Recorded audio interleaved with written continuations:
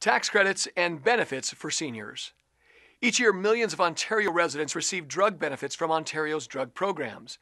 The province has 5 different programs seniors can apply for depending on needs.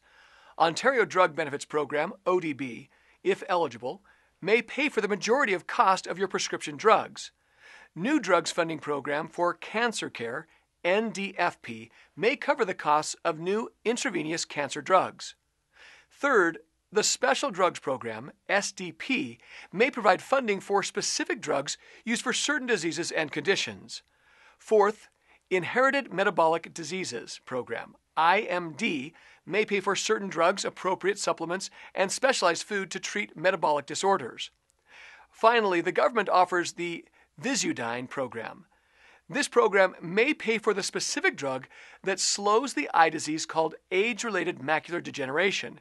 It is important to find out if you're eligible and apply to these programs because the cost of your prescription drugs may be covered by the province of Ontario. To learn more, please visit our website www.rumenec.com.